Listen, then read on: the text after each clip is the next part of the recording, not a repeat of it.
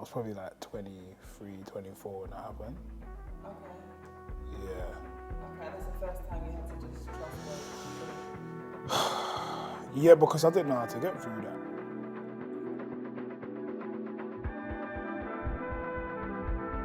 Hey, I'm Mastaque and I'm here at Soundbite. Let's start. What are you grateful to God for?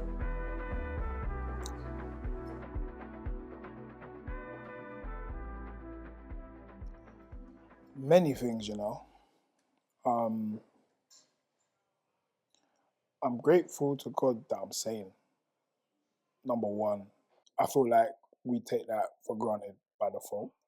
The fact that I have a fully functioning brain and body and limbs, and I can communicate for myself is the first thing to be grateful for. And then I'm grateful that even when I feel like I don't know how I'm going to get through the next step, or I don't have clarity or understanding, or feel like I'm lacking wisdom, that God shows me He's always there to be the one to decide what is next for me, which means I can then take the pressure off myself of having to do that. And it reminds me that God just requires me to show up. Like when you show up, He then does the rest of the work because He sees your heart. That was a massive like unlock for me with my relationship with God, because for a long time I felt like, yo, I gotta show up and I gotta do X, Y, and Z, and it's gotta be every day, and it's like that's not reality. We're human. It's like God just needs to see your heart. Um, When was the first time you felt like you had to lean into that, just showing up and letting God do the rest of it? I mean, having two family members die in the space of like 2 weeks, you don't. What can prepare you for that? Nothing can prepare you for that. And I'm not talking just family members that I see every 6 weeks. I'm talking family members I see twice a week in some capacity. And when they both go in the space of 2 weeks, it's like, what do you cling on to then? You have to find God. You have to find hope to be able to, to power through that. For people that don't understand and that might have like a similar experience to that, what are some of the practical things that help you to kind of navigate through those challenges and to lean on God and to lean on a strength, especially when unexpected life things happen that you just can't accept? Family and community is number one, isn't it?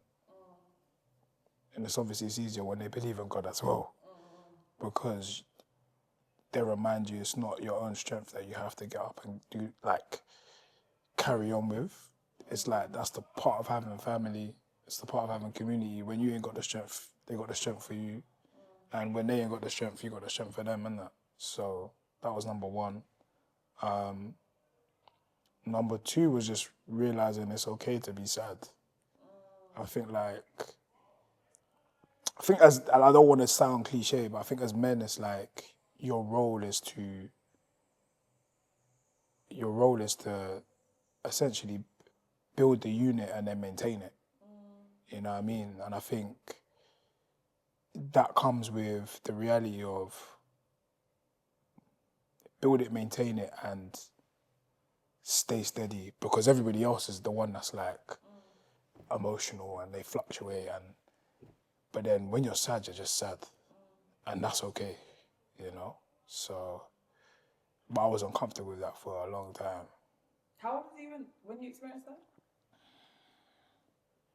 How long would it have been? I was probably like 23, 24 when that happened. Okay. Yeah. Okay, and that's the first time you had to just trust God fully. Yeah, because I didn't know how to get through that. You know what I mean? These are two people that, like, people recognize me as a DJ now, but when I talk about these two people, they're like, the first one is my uncle. He's the first person, not first person, but he was one of the first people to say, yo, I'll put it in context. the weekend that he died, I flew to Amsterdam. Obviously, nobody knew it was going to happen. So I saw him 2-3 days before he passed. The last thing he ever said to me was, go into the world with your talent. And Really? yeah, and he was the person in my life that constantly pushed me musically. He pushed me to just do it, go do the drums. He gave me my first bass guitar to learn how to play bass. Yeah, like so me seeing him 2 days or 3 days before he passed, and that's the last thing he says to me, is like, okay. And then the other family member that died was my cousin, and she was the person that took me to my first rave. Do you get what I mean? Yeah. Do you get what I mean? Took me to my first rave, and then she jokes because when I told her, yo, I'm gonna do this DJ thing, anyone she knew that was doing or in that scene, she would go out of her way to introduce me to. Like, yo, my little cousin's a DJ, you know, he's cold, you know, he's good, you know, you know what I mean? And then to lose those two people in 2 weeks, and then for one of them to be on New Year's Day is like, rah, you know what I mean? So them times there, it's like, yeah, I don't know, like nothing can prepare you for that. There's nothing on the planet that can prepare you for that. And obviously, they've got their individual families, children, siblings, and whatnot. So that's why I say like leaning into community, family, faith, and everyone's hurting. This is the thing, you can't really go to anybody and be like, yo, I'm feeling like this or I'm feeling like that. That was a tough part because they're probably feeling more pain than I am because they're his kids, or that's her father or her sibling. So everybody's feeling pain. So who do you like lean on in that time? It's only God.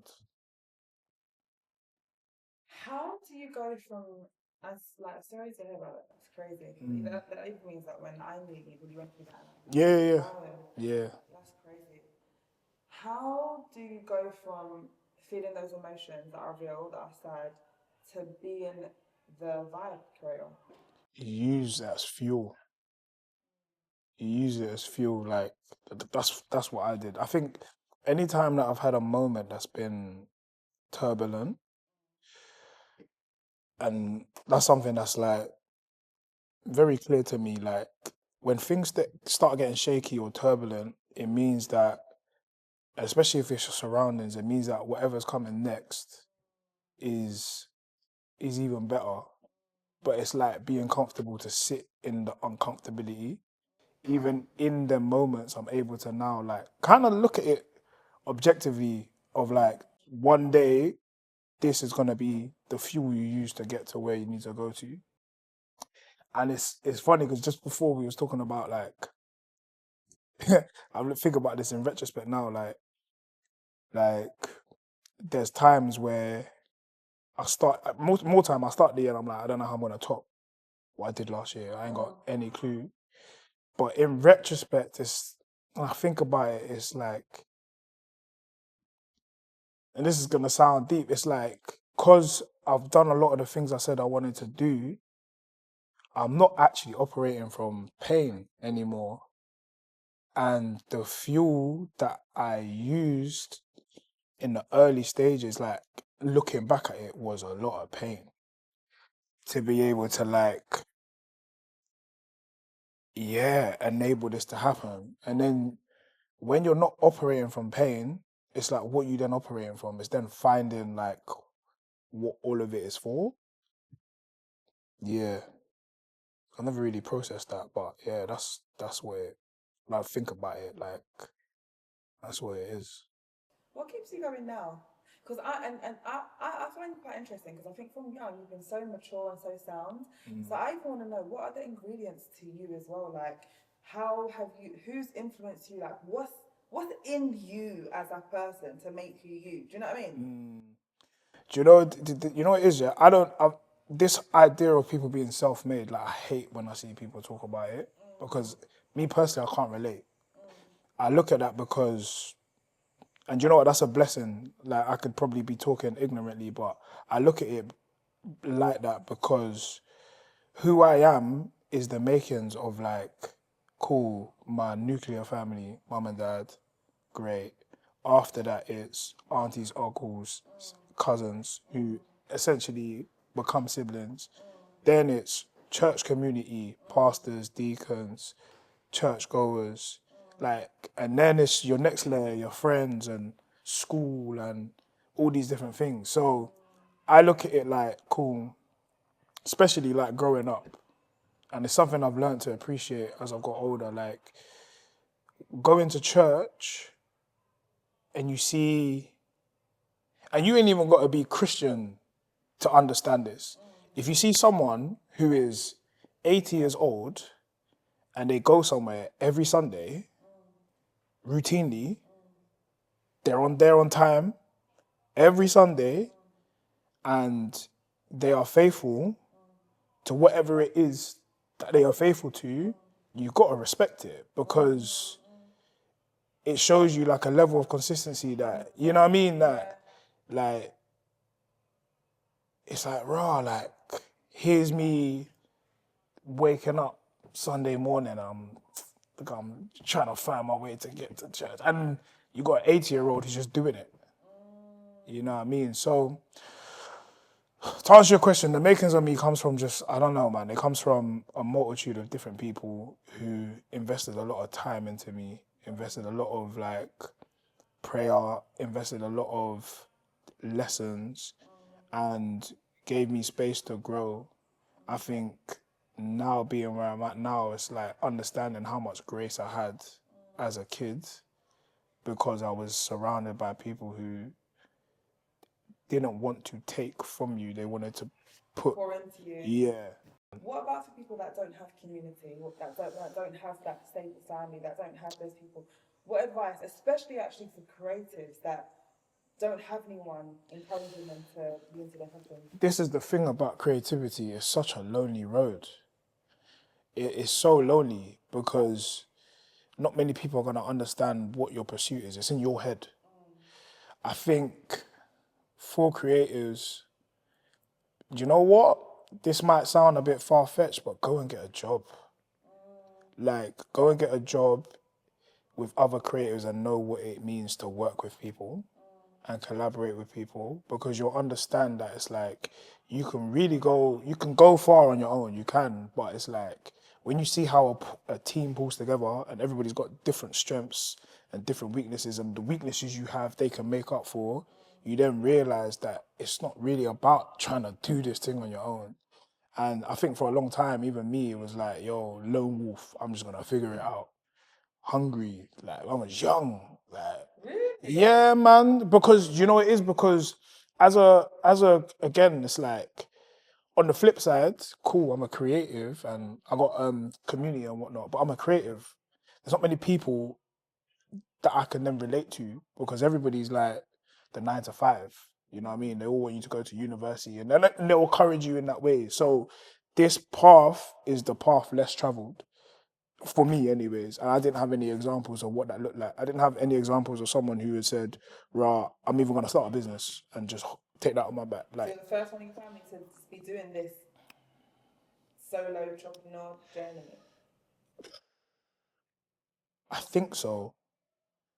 Okay. I think so. I think my uncle that passed, he went back to Sierra Leone and he started a lorry company, but he got sick, and that's what brought him back. But besides that, like, what are some of the highs and what are some of the lows? You spoke off camera about looking after yourself and rest time. So, any advice for those that are aspiring to even get into that position? advice: get a job, man. There's no shame in it. For real, like, get a job and know what it's like to, like, hustle. Like, when I feel like I don't know. Do you know what it is? Sometimes I feel like I'm quite old school in my approach. Like, before I could do the full time, I had to do a full time job, and I had to do the DJing part time. And then I worked it so I was at max capacity. So I'm going to job, doing a 9 to 5, and I'm DJing 4 nights a week. And then it's like, cool, let me peel back my job, and I'm gonna do 4 days at work, then I'm still gonna do 5 days as a DJ. And it's just, I think for me, it was layers of proof. I just needed to prove to myself constantly that okay, if I can do this, let me try and do this. And I'm a person where I like a challenge. I like to like finish a challenge and then immediately I'm like, all right, cool. Like, what does it look like with the next level? And rather than it being like daunting to me, it's always a challenge. Which is where I'm at now. Like now it's like, cool, I've proven to myself I can take this thing and I can literally travel the world and do it. And because I've done it, and I can do it at a capacity where, yeah, I'm taking 4 flights a week. I can do it. All right, cool. It got to a point last year, I didn't want to get on another flight. So something shifted, which means you need to reset and understand, okay, what's actually driving you now? And for me now, the next thing is like, I want family. Like, it's cool to do all of this, but I want a family.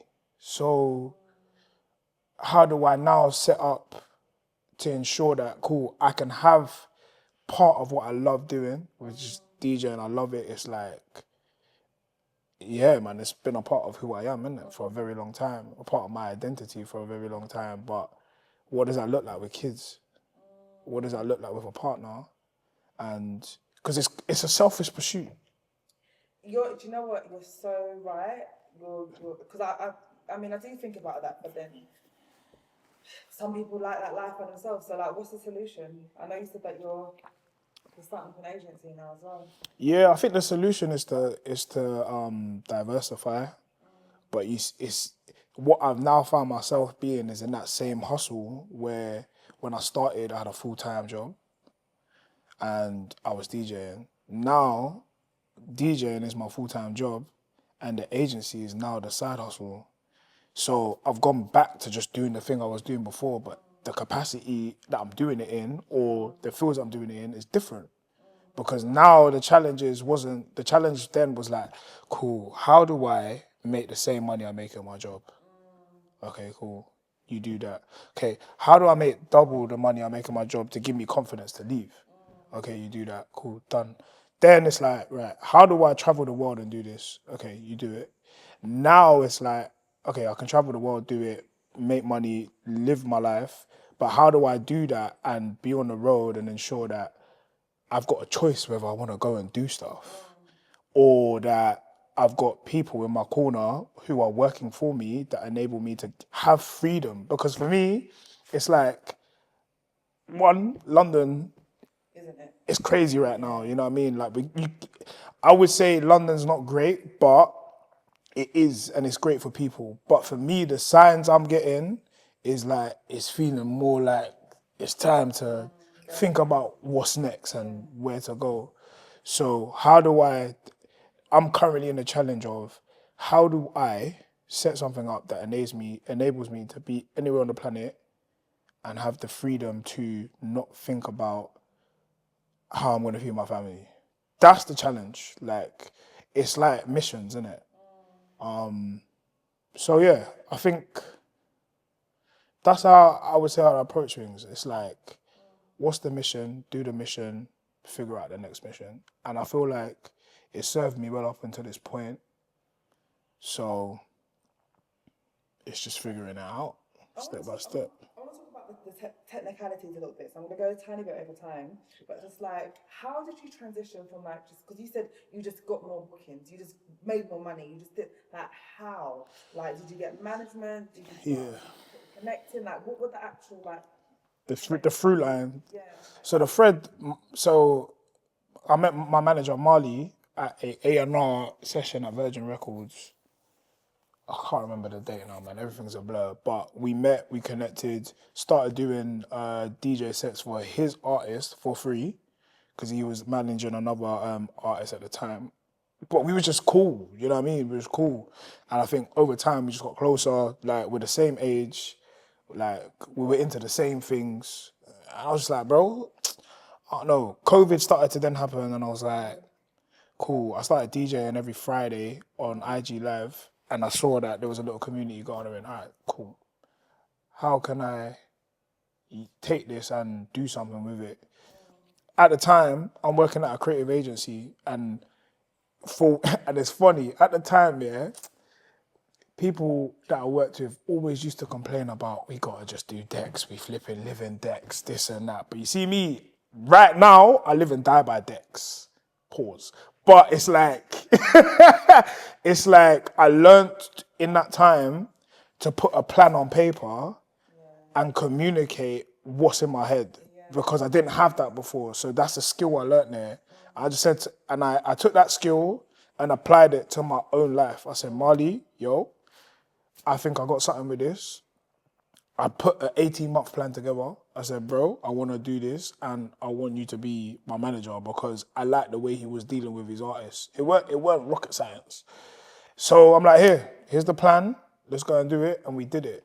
And now we approach things in the same way. So every January, we sit down. It's like, cool, what did we do last year? What are the things that went well? What are the things that didn't go so well? How can we improve what we're doing? And then we'll then look at January to December.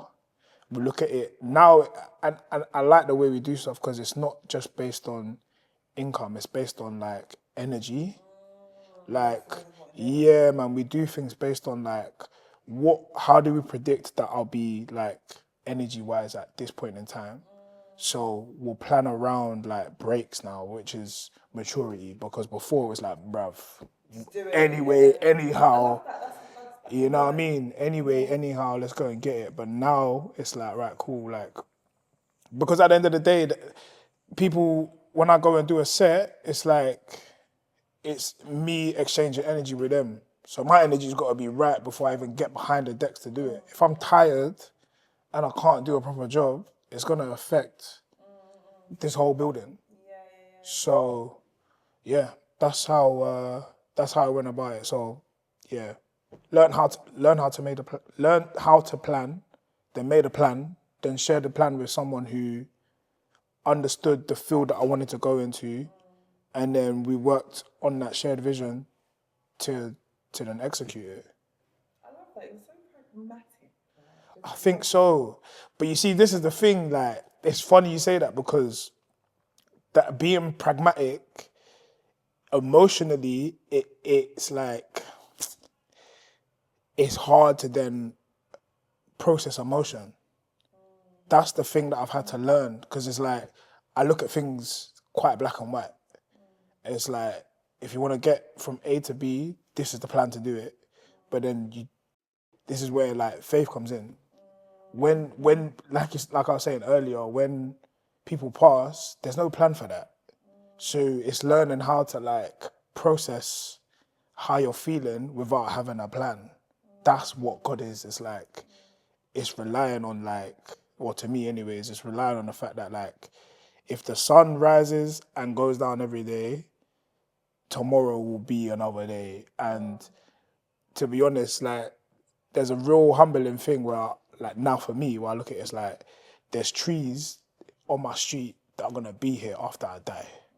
You know what I mean? So the problems I have today, I can solve them. They might not be solved today, but they'll be solved at some point. And the things that could have taken me out from a long time, they ain't taken me out yet.